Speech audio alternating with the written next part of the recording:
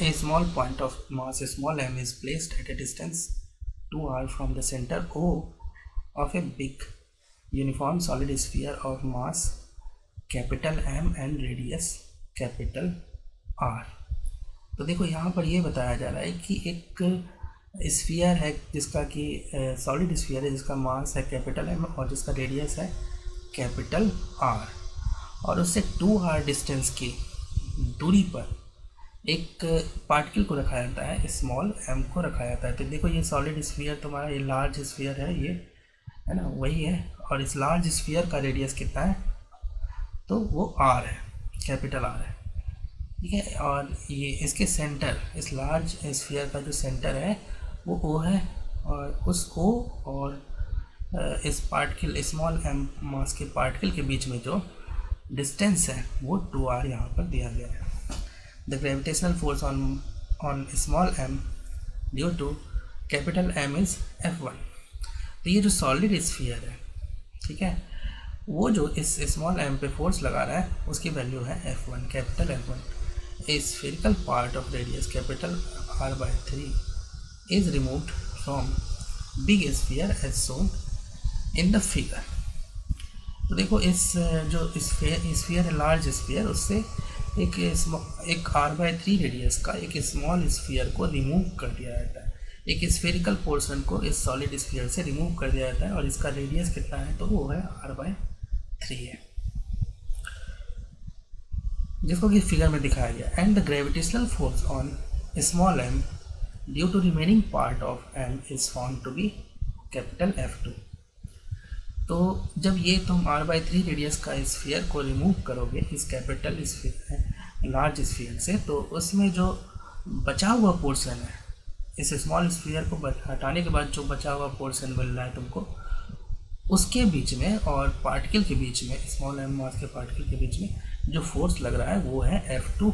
The value of ratio F1/F2 is, तुमको निकालना है F1/F2 की वैल्यू। चलो हम सबसे पहले निकालते हैं F1 की वैल्यू। तो F1 क्या बताया गया है? F1 बताया गया है लार्ज स्फीयर और पार्टिकल के बीच का फोर्स। तो देखो कुछ इस तरह से लार्ज स्फीयर को यहाँ पर हम ड्रॉ कर देते हैं।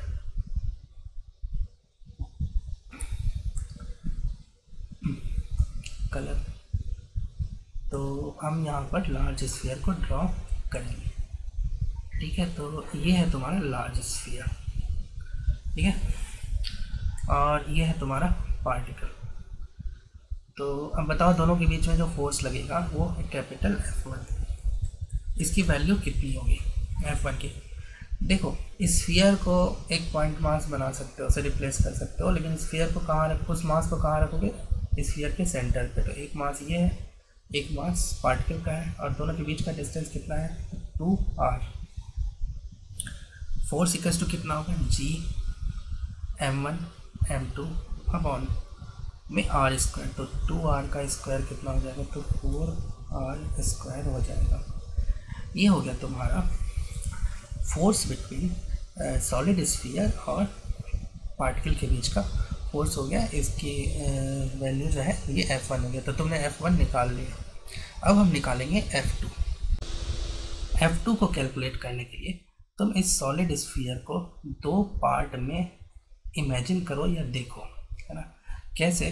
तो देखो एक पार्ट होगा स्मॉल स्फीयर जिसका रेडियस R/3 है, जिसको तुम रिमूव कर रहे हो। राइट वाले डायग्राम में देखो, तो R/3 रेडियस का पार्ट तुम रिमूव कर रहे हो स्फीयर को, तो वो एक पार्ट हो जाएगा, और दूसरा पार्ट हो जाएगा तुम्हारा जो बचा हुआ पार्ट होगा, ठीक है। जो स्मॉल स्फीयर को रिमूव कर दोगे तो जो बचा हुआ पार्ट होगा वो होगा रिमेनिंग पार्ट, उसको हम बोलते हैं रिमेनिंग पार्ट। तो ये तुम्हारा रिमेनिंग पोर्शन है, और ये है तुम्हारा स्मॉल स्फीयर, ये वाला पार्ट स्मॉल स्फीयर जिसको कि तुम रिमूव कर रहे हो। तो दो पार्ट है, ठीक है।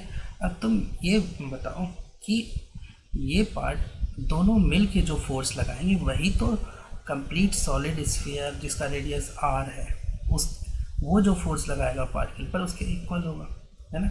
मैं ये बोल रहा हूँ कि ये दोनों मिलकर जो फोर्स लगाएंगे, दो पार्ट ठीक है, वही तो कंप्लीट सॉलिड स्फीयर जो इस पार्टिकल पर फोर्स लगाएगा उसके इक्वल होगा।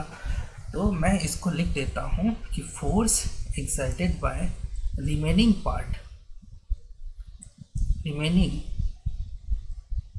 Part plus force exerted by small sphere, है ना, स्मॉल स्फीयर मैं लिख देता हूँ स्मॉल स्फीयर, ठीक है, is equals to force exerted by complete solid sphere, है ना, ये कंप्लीट स्फीयर है ना, सॉलिड स्फीयर, ये हो गया। अब देखो कंप्लीट सॉलिड स्फीयर जो फोर्स लगाता है इसकी वैल्यू तुमने कैलकुलेट किया है, अभी थोड़ा देर पहले ही कैलकुलेट किया है, Gm1 m2 बाय 4r², ये कैलकुलेट किया है। स्मॉल स्फीयर के कारण फोर्स तुम अभी कैलकुलेट कर सकते हो, कैसे कैलकुलेट करोगे वो मैं भी तुमको बताऊंगा। और ये देखो F रिमेनिंग जो है यही क्वेश्चन में तुमसे पूछा गया है, क्वेश्चन के स्टेटमेंट में देखो जो रिमेनिंग पोर्शन है वो कितना फोर्स लगा रहा है, इसको तुम बोलते हो F2, क्वेश्चन में इसको तुमने बोला है, ठीक है, F2, तो इसकी जगह F2 रखो प्लस स्मॉल स्फीयर जो है फोर्स कितना लगाएगा वो हम यहाँ पर रख देंगे और फिर हमारा आंसर F2 अगर हम निकाल लेंगे तो फिर हम आंसर तक पहुँच जाएंगे, ठीक है। तो स्मॉल स्फीयर का फोर्स कैसे लगाएंगे, तो देखो सेम कंसेप्ट है, स्मॉल स्फीयर को एक पॉइंट ऑब्जेक्ट मान सकते हो, कैसे, तो देखो यहाँ पर भी हम स्मॉल स्फीयर का फोर्स अब कैलकुलेट करेंगे। तो ये रहा तुम्हारा स्मॉल स्फीयर, ठीक है, और ये रहा तुम्हारा पार्टिकल, ठीक है। तो तुम कंसेप्ट यही रहता है कि स्फीयर को उसके सेंटर पर एक पॉइंट मास से रिप्लेस किया जा सकता है। तो इसका मास बताओ कितना होगा, ठीक है, ये पार्टिकल का मास है। अब ये बताओ स्मॉल स्फीयर का मास कितना होगा। तो देखो मास जो होता है ये वॉल्यूम के प्रोपोर्शनल होता है और वॉल्यूम होता है 4/3 ठीक है। अब देखो स्मॉल स्फीयर जो है उसका रेडियस तुम बता रहे हो कि r/3 है, तो इसका मतलब उसका जो वॉल्यूम होगा वो r/3 के क्यूब के प्रोपोर्शनल होगा, ठीक है।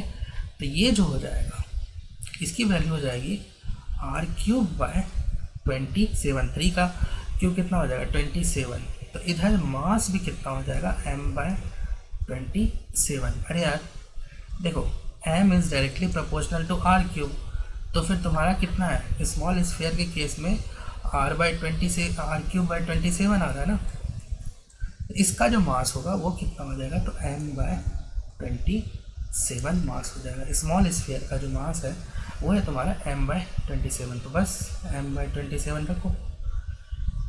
दोनों के बीच में डिस्टेंस बताओ कितना होगा, ठीक है।